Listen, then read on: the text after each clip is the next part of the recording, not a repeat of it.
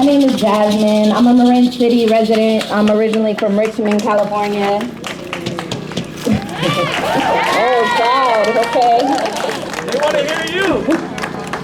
I don't know where to start with this. I'm here in support of all my brothers and sisters of all colors, because without each other, we're not going to be able to make it.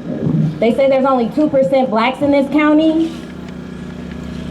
Wow, but Marin City is the blackest place I've ever lived, and I grew up in Richmond. Do you feel what I'm saying? So for me, it was kind of like, wow, all these black people that I didn't even know were in Marin. My experience in Marin, my first time coming from Richmond to Marin, was to visit someone in San Quentin.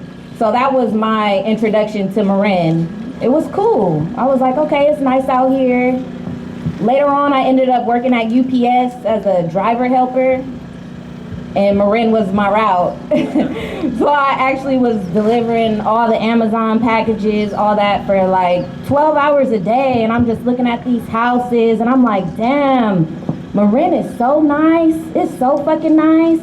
Then I moved out here.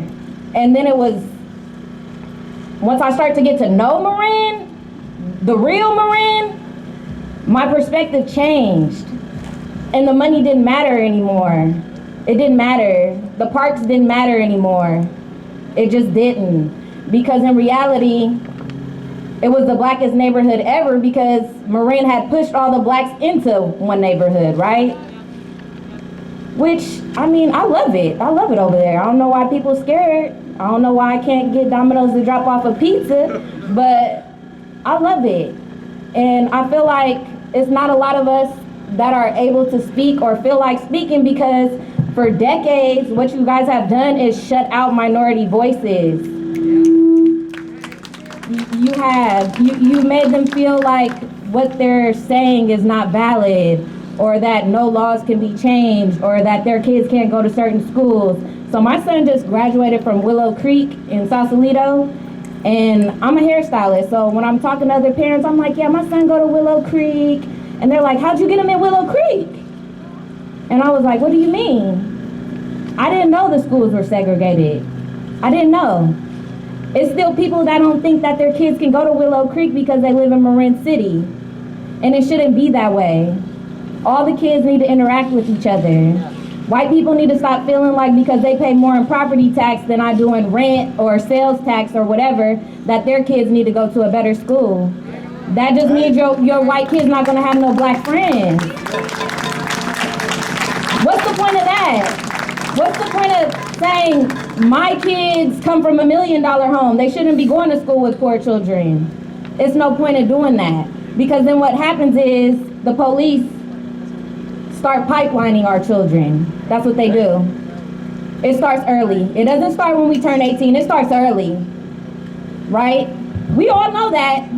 It starts real early with the police presence and the intimidation.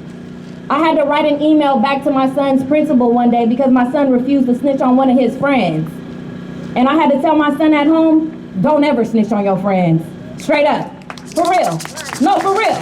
Because now that you're 13, you can go to jail. You and your friends. Don't say shit.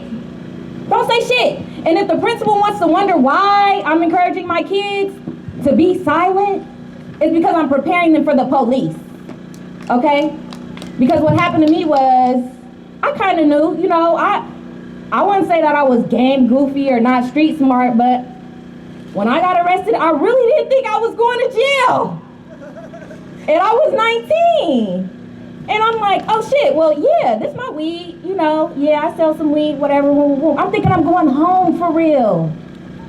No, seriously, this like 10 years ago, weed was more illegal, but I really thought I was going home. I was, Go Gales, St. Mary's alumni, none, no, just me, left. Go Gales, I was a sophomore in college and I caught a case in the summer. And so I did end up going to jail for marijuana, selling weed or whatever. I did do that, pled guilty because my public defender told me I was facing 3 years in prison on my first offense, right? It wasn't in Marin County, but it wasn't a racist county. How many know Tuolumne County? Beautiful Sonora, yeah. So when I was incarcerated, I was called a nigga through the wall. Because the girls and the boys can hear each other. So the white dudes, they were like, oh, y'all got niggas over there? It was like 4 of us. It was like 4 niggas, you know. Because what happens when you're incarcerated is you're gonna break up it by race. That's just bottom line. You're gonna break down by race. I'm not gonna be bunking with a white girl. I'm gonna be bunked with a black girl. That's reality. That's in the county jail. That's in prison. So when it comes to not having anything, no rights, no money, no freedom, no food, no property, people start breaking down into their race packs and their gangs. It doesn't matter if I knew you or not, you're black. We're on the same team now. And then it expands from there. Okay, you're Mexican, you're with us. You're other, you're with us. And that's how it breaks down. Can you imagine being in jail and being called a nigga through the wall though? You can't even do nothing. Like, it's kind of funny. Like, you're like, damn, like, I'm a nigga, but we both in jail. We both in jail. And it was so funny because even the generations that were in jail, there was a mother in my tank and her son was on the other side of the wall. White. So it's white prisoners that need our help too. I'm not gonna say, you know, that they don't. All the prisoners and the people in jail that they're trying to silence, they're speaking a lot. A lot of these prisoners, they do illegal things to get us information, but I've seen water in the prison that was brown. Why is there brown water? Listen, 1,000 cases of corona in San Quentin in one spot. It's 1,000 cases throughout our county, and there's also 1,000 behind their walls. Who let that happen? Newsom! We let that happen. Why are we allowing them to move prisoners around? It's not that serious. They could have shut it down just like we did. Pause, keep them in the county instead of moving them around through reception. Why? Because they want them to die. Is it not obvious? I'm worried. I have family in prison doing real time. Not no few months, you know, few months, I don't care, I'm getting out, right? I got family with life sentences attached. And you don't gotta kill nobody to get a life sentence, so get that out your head.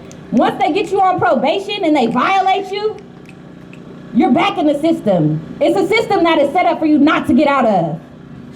I was on 5-year felony probation. I got a bachelor degree and everything at this time. I'm just still living my life. I'm like, whatever, I got these felonies. Who cares, right? I'm still gonna do my thing. Bro, but that means every time the police stop me, can you step out of the car, please? Fuck. Every time, me and everybody who I'm with. When you're on a 5-year felony probation and the cops can just come knock on your granny door and search the house, it's not a good feeling. It's not. And it's like, that was 10 years ago, and I still think about it, you know? I think about, should I have took that case to trial and perhaps maybe got 3 years in prison? What would have happened? I don't want that to happen to nobody else. I don't want that to happen to anybody coming after me. And so this is why we have to attack the system all around, not just on the street, but jail, probation. We need to set this system up so that if someone does make a mistake, like selling drugs or anything, stealing a car, that we get them real help, mental health, we get them jobs, we get them training. And I'm not talking about just no regular jobs. There's nothing wrong with regular jobs, but at the same time, you're dealing with people that are dealing with living in a country that doesn't belong to them, right? Where am I gonna go back to? Can somebody tell me where I can go back to? I'm not sure. Because the Native American blood, the tribe that's in my family, I can't prove tribal affiliation, right? I can't prove that my grandmother is from West Africa. I can't prove none of those things. So we're dealing with trauma and then we're giving handouts. Oh, you can go work at AC Transit. But what if I'm dealing with something else? I need a job that understands me. I need a job that no matter how many times I say, look, I know I've been late, that they still give me a chance, right? I feel like we need more of that, right? We need to foster independence. We don't need a jail if all of our children are busy working on their own projects. If all of our children, instead of prisoners, are building furniture, right? How many of y'all know what fire camp is? I know what fire camp is. Okay, so when you're in prison, you can get good time if you go to fire camp. Fire camp's like, yes, this is good jail, right?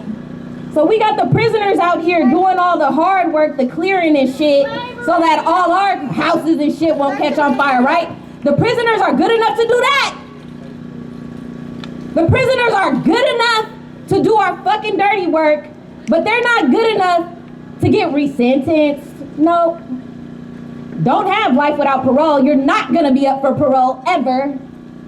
Ever. That's what that is. A silent death penalty. How do you tell a prisoner that has been sentenced 50 to life that they should get an education? Why? 50 years from now, I'm gonna be fucking dead. You know what I'm saying? These long ass sentences, they're destroying families. These short sentences are destroying families. If I go to jail today, who's gonna pay my rent? Who's gonna take care of our children? This is what ICE is doing. I have friends whose parents were deported and they never recovered. Never. Okay? Can you imagine your family being deported and it's just you here? Just you. And your only option is to go to Mexico with my family or stay here in the country, the only country that I've known since I was 2 years old.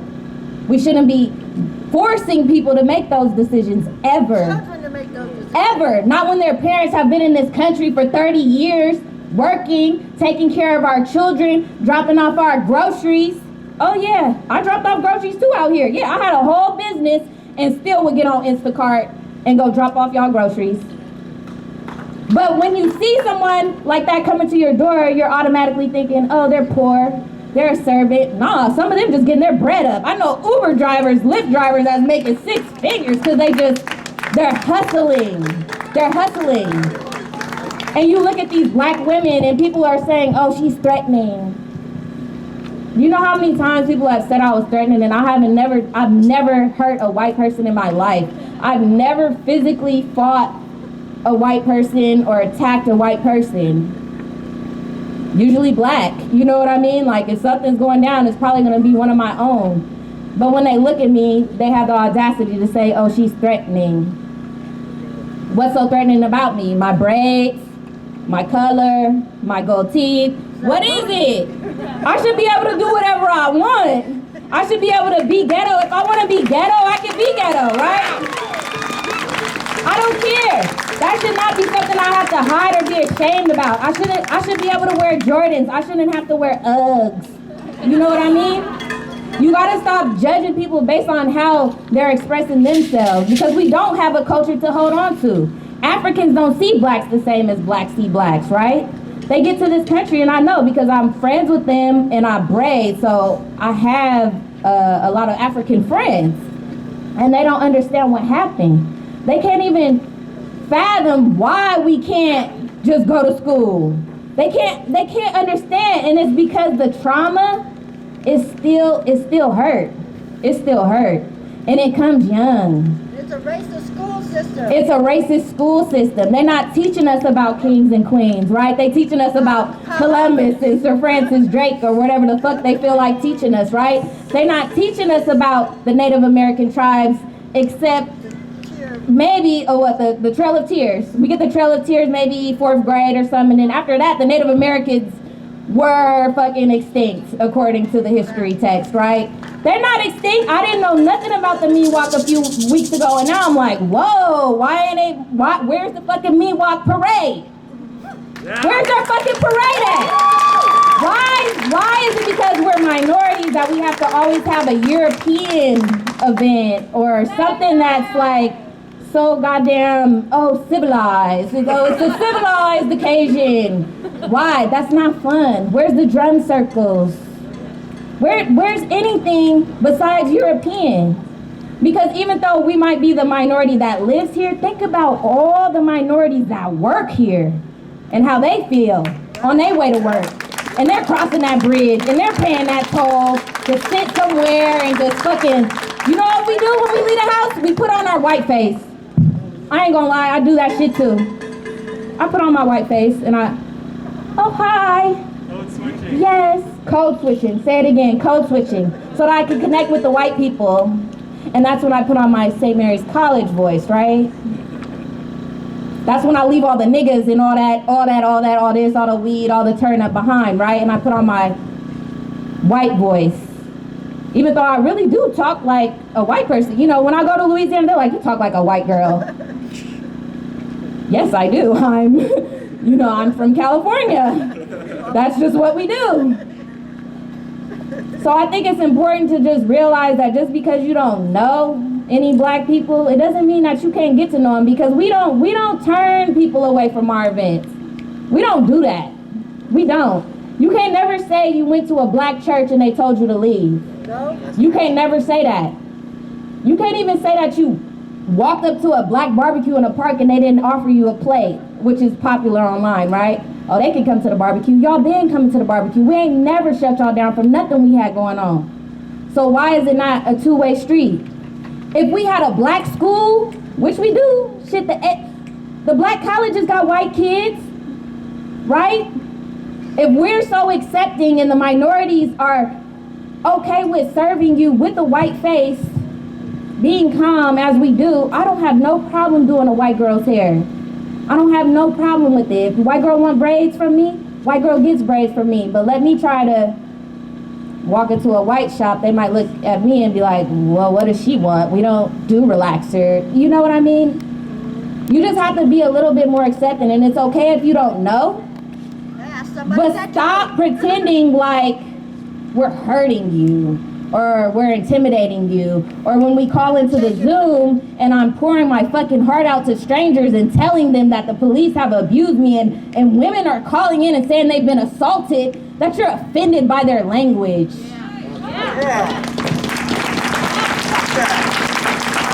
Why are you picking victims while they're down already? Why are we doing that? Do you know how hard it is to tell strangers that you've been abused? Right? How many women do you think an officer has felt up and she couldn't do shit? Right? I remember this one time when we were in jail, we lied and said we had cigarettes so we could use the phone because we didn't have a phone for 3 weeks. We was on like 23-hour lockdown in the county, right? This is a regular jail. We didn't have no phone for 3 weeks, so we said we had cigarettes so we could get to the yard so that we could use the phone. So this was our plan, right? And it ended up backfiring a little bit, but we got to use the phone, which was the goal. So we get to the yard, they start strip searching us for the cigarettes. They ran through our cells, right? We didn't realize we was gonna get strip searched on the yard in pairs. It was female officers, but still, it was kind of fucked up, right? Because then you're waiting for your turn, and then you see your two pod mates getting strip searched, right? And then you're like, fuck. Next, okay, but you kind of like, you went through it because you're in jail at this point. You don't have no rights, so you don't give a fuck, right? Later on, like, we're finding out, like, certain shit they do in jail is illegal. Like, how did we know? We didn't know we were supposed to get strip searched by ourselves. They tried to make it fast, 2 by 2. On the yard. On the yard, fuck it, 2 by 2. And after that, did we fucking file a complaint or sue them or try to get some money? No, we fucking went to the phone. Hello. All that just to use the phone because we ain't had a phone in 3 weeks. They get away with that. Prisoners, they don't have no rights. Inmates, they don't have no voices. Whatever they want to do to them, they can. Why are we preparing for more prisoners? Who's in charge? Who the fuck is in charge of this? We have to speak up for them, because that could also be you. What happens? What happens when it's you? You don't want that to be you. It's not fair. I don't care what kind of fucking crime you committed. You deserve rehabilitation. Yes. You deserve real mental health. Yes. You deserve sanitizer and masks and shit. Yes. How do we not have enough sanitizer for San Quentin? This is so big, it's beyond any of us. And initially, I'm just thinking like, what can I do? I'm just one person. But one person with other one persons. We got this, y'all. So that's all I got to say.